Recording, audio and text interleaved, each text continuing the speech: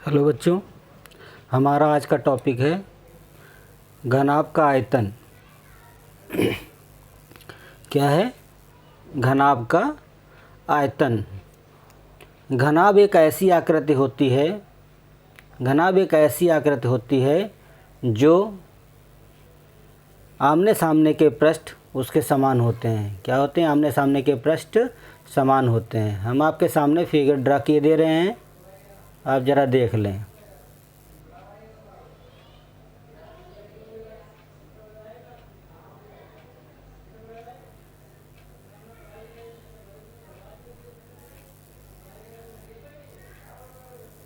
ये आपकी आकृति क्या हो गई? घनाभ हो गई। इसको हम एल कहते हैं। क्या कहते हैं? एल। ये आपकी बी हो गई। ये आपकी एच हो गई। लंबाई, चौड़ाई और ऊंचाई। घनाभ में 3 फलक होते हैं, एक लंबाई पे होता है, एक चौड़ाई पे होता है और ऊंचाई उसका कंपेयरिंग होता है। सामने सामने के फलक क्या होते हैं? बराबर होते हैं। जैसे फर्श का और छत का क्षेत्रफल समान होता है। लंबाई पे खड़ी हुई दीवार का क्षेत्रफल सामने लंबाई पे खड़ी हुई दीवार के क्षेत्रफल के बराबर होती है। चौड़ाई पे खड़ी हुई दीवार का क्षेत्रफल सामने चौड़ाई पे खड़ी हुई दीवार के क्षेत्रफल के बराबर होती है। इसलिए हमारा जो फार्मूला बनता है वो बन जाता है इस प्रकार से। परंतु उससे पहले हम जानना चाहेंगे कि घनाभ की, क्योंकि घनाभ में भुजाएं नहीं होती हैं। घनाभ कोई ऐसी आकृति नहीं होती जो किसी डंडे, लाठियों या लकड़ी से बनाई जाए। घनाभ एक ऐसी आकृति होती है जो चारों तरफ से घिरी होती है। तो इसकी जो दीवारें होती हैं वो एक दूसरे से सटी हुई होती हैं, जुड़ी हुई होती हैं, टच की होती हैं। तो इनके जो दीवारों का टचिंग पॉइंट होता है, दीवारों का, जैसे ये यहाँ पे दीवारों का टचिंग पॉइंट है, इस दीवार के टचिंग पॉइंट, ये इसकी इस लंबाई को हम क्या कहेंगे? ये ऊंचाई है, लेकिन इसको हम क्या कहेंगे? कोर कहेंगे। क्या कहेंगे? कोर कहेंगे। जब 2 दीवारें किसी एक बिंदु से छूते हुए चलती हैं तो उसे हम कोर कहते हैं। इसलिए हम इसमें क्या कहते हैं? लंबाई, चौड़ाई और ऊंचाई, घनाभ की कोरें। हम इस पॉइंट पे बात करते हैं। क्या पॉइंट है हमारा? घनाभ की कोरें। घनाभ की कोरें क्या होती हैं? Capital L, capital B, capital H. यहाँ का कैपिटल नहीं है, आप एच कह सकते हैं। क्या कह सकते हैं? L B H. L for length, B for breadth और H for height. L for length, B for breadth, H for height. ठीक है। घनाभ में 6 फलक होते हैं। घन में भी होते हैं। आपने घन में पढ़ा है। घन में क्या पढ़ा है? 6 फलक पढ़ा है। जब घन में 6 फलक होते हैं तो घनाभ में भी 6 फलक होंगे। ठीक है। और 8 कोरें होती हैं, कोने होते हैं 8। तो घन में भी 8 होते हैं और घनाभ में भी होते हैं। बस यहाँ पे घन में और घनाभ में डिफरेंस क्या है? घन के चारों फलक समान होती हैं, किंतु घनाभ की आमने और सामने की जो फलकें होती हैं उनका क्षेत्रफल भी समान होता है और आमने सामने की फलकों की कोरें भी समान होती हैं। फिर हम बात करते हैं घनाभ का वक्र पृष्ठ और संपूर्ण पृष्ठ। यानी यहाँ बात करते हैं घनाभ का वक्र पृष्ठ। घनाभ ये एक ऐसी आकृति है। अब इस घनाभ की बात करते हैं। घनाभ का वक्र पृष्ठ ही संपूर्ण पृष्ठ होता है। घनाभ का वक्र पृष्ठ ही संपूर्ण पृष्ठ होता है। क्लियर? क्या होता है?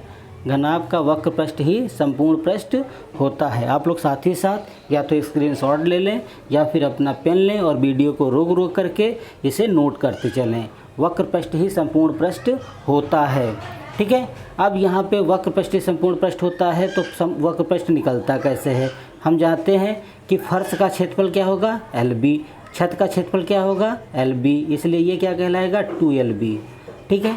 ऐसे ही एक दीवार का क्षेत्रफल क्या होगा? LH। दूसरे का क्या होगा? LH। इसलिए ये सब क्या बन जाएगा? 2LH बन जाएगा।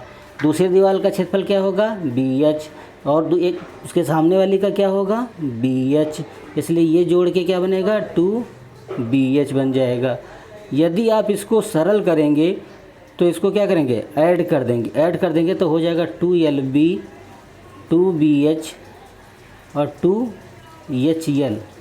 और यहाँ से 2 कॉमन ले लेंगे, हो जाएगा LB plus BH plus HL, ठीक है। और ये क्या हो गया, घनाभ का वक्र पृष्ठ भी कह सकते हो, घनाभ का संपूर्ण पृष्ठ भी कह सकते हो, घनाभ का पृष्ठीय क्षेत्रफल भी कह सकते हो, जो कि मैंने यहाँ पे आपको फार्मूले में दिखाया है। कहाँ पे दिखाया है, आपका फार्मूला ये लिखा हुआ है 2LB plus BH plus HL होता है, ठीक है। फिर हम बात करते हैं घनाभ के विकर्ण की। घनाभ का विकर्ण जो होता है, घनाभ का विकर्ण जाहिर सी बात है, घन का विकर्ण घनाभ का विकर्ण, बात वही पॉइंट फिर घुमा के हम बात करेंगे कि घनाभ का विकर्ण, विकर्ण का ऐसी एक भुजा होती है जो लंबाई और चौड़ाई और ऊंचाई तीनों को टच करती है। जैसे कि हम फिर फिगर में जाना चाहेंगे, ये हमारा फिगर है, यदि हमारा ये फिगर है तो इस फिगर की जो ये भुजा होगी, इस फिगर की कौन सी भुजा होगी,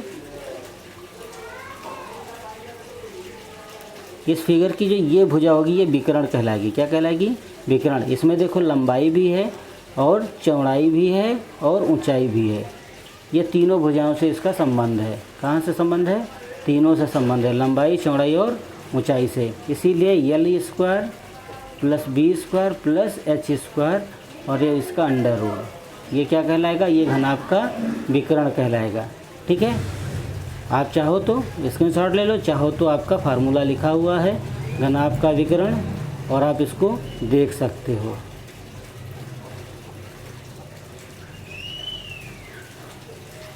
ठीक है, कहाँ पे लिखा हुआ, ये घनाभ का विकर्ण का फार्मूला लिखा हुआ। फिर हम बात करते हैं घनाभ का आयतन। क्या, घनाभ का आयतन। घनाभ का आयतन क्या होता है, ये घनाभ का आयतन लिखा हुआ है। घनाभ का आयतन, आयतन जो होता है लंबाई गुणे चौड़ाई गुणे ऊंचाई होता है और घन इकाई होता है। क्या होता है, घन इकाई। क्या होता है, घन इकाई होता है, मात्रक इसका होता है, ठीक है। अब बात करते हैं घनाभ से संबंधित कुछ महत्वपूर्ण नोट की। घनाभ से संबंधित नोट क्या होते हैं, स्पेशल पॉइंट और स्पेशल फार्मूले जो आपसे बार बार पूछे जाते हैं। आपसे पूछा जाता है कि दीवार में ईंटों की संख्या, आपसे क्या पूछा जाता है, दीवार में ईंटों की संख्या क्या होती है। आपसे पूछा जाता है, आपसे पूछा है जाता है फर्श में टाइलों, आपसे पूछा जाता है आज तक फर्श में टाइलों की संख्या। क्या पूछा जाता है, फर्श में टाइलों की संख्या पूछा जाता है। तो ऐसी स्थिति में हम आपसे बात करना चाहेंगे कि दीवार में यहाँ पे पूछा जाता है, जैसे आपसे दीवार में, यहाँ क्या देखिए, इस पे ध्यान दीजिएगा, दीवार में ईंटों की संख्या क्या होती है, दीवार का आयतन बटे ईंट का आयतन। दीवार का आयतन बटे ईंट का, दीवार क्या होती, दीवार का आयतन जो होता है वो होता है कैपिटल L गुणे 100, कैपिटल B कैपिटल H गुणे 100, जहाँ कैपिटल L क्या होगा, मीटर में होगा, इसीलिए इसको 100 से गुणा किया गया है, क्योंकि L मीटर में है, B सेंटीमीटर में है और H मीटर में है। अगर ये सभी मीटर में होते तो 100 से गुणा नहीं किया जाता, लेकिन हम जानते हैं कि कोई भी दीवार लंबाई मीटर में होती है और ऊंचाई मीटर में होती है, लेकिन दीवार की चौड़ाई मीटर में नहीं होती है। किस में होती है, सेंटीमीटर में होती है। जबकि ईंट का जो डायमीटर होता है, ईंट की लंबाई चौड़ाई ऊंचाई जो होती है वो हमेशा क्या होती है, सेंटीमीटर में होती है। इसलिए आप विशेष ये ध्यान रखेंगे कि आपका जो फार्मूला रहेगा वो सीधे सीधे रहेगा,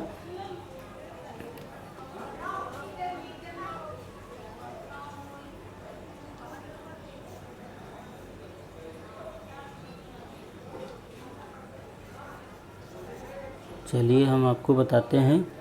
आपका सीधा सीधा फार्मूला रहेगा L into 100 into B into H into 100 बटे स्मॉल LBH। ये क्या है, ईंटों की संख्या।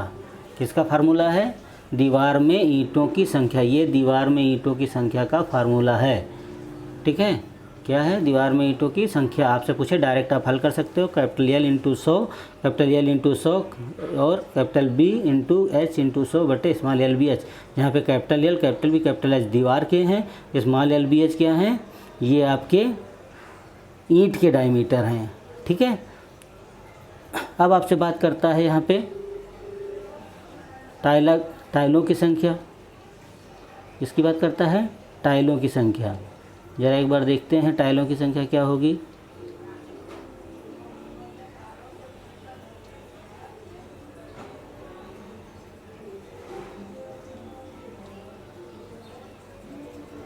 एक सेकेंड, ज़रा पीछे आ जाते हैं हम लोग।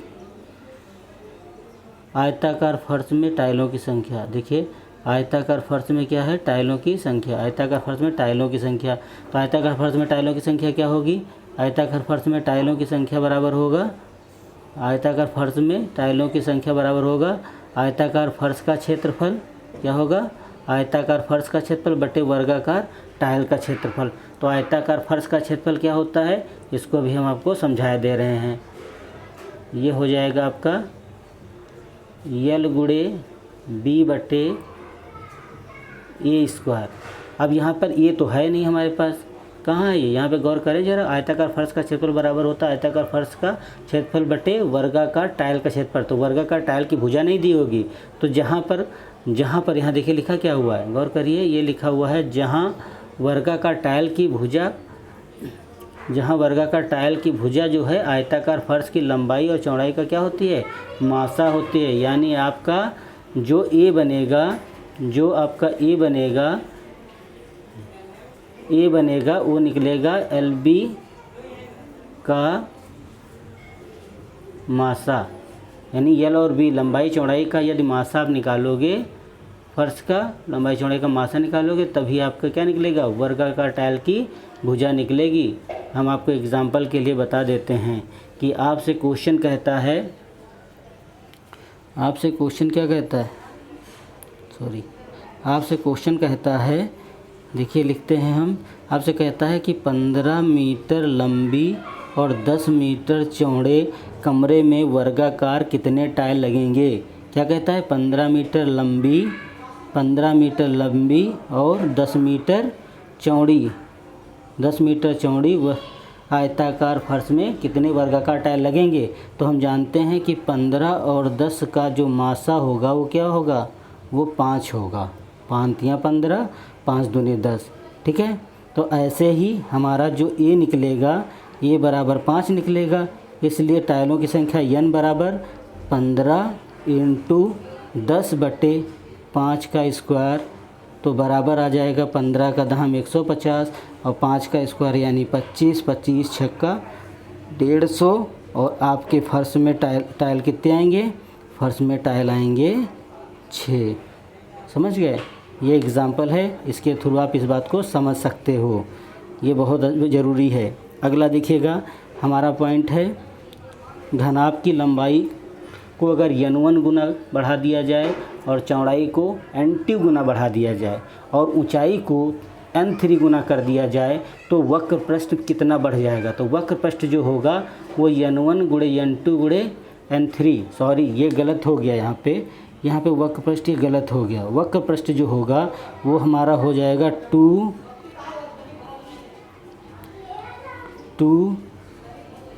n1 गुणे n2 प्लस n1 n2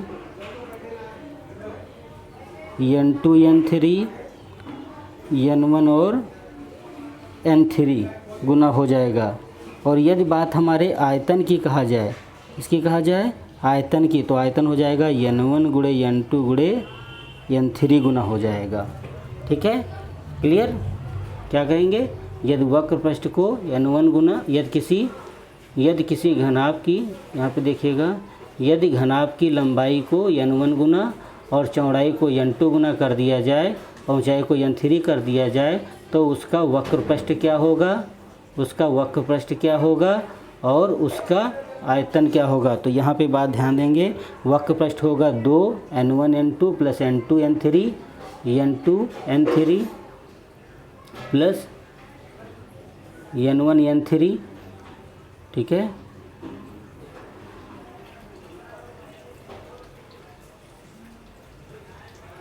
ऐसे होगा, जस्ट ऐसे। फिर देखेंगे अगर आयतन की बात करेगा तो आयतन हमारा होगा n1 गुणे n2 n3, ठीक है। अगर आपको समझ में आया है तो धन्यवाद। चैनल को लाइक और सब्सक्राइब अवश्य करें ताकि हम आपको सारे सीरियल से एक एक करके आपको समझा सकें। ओके, जय हिंद, जय भारत।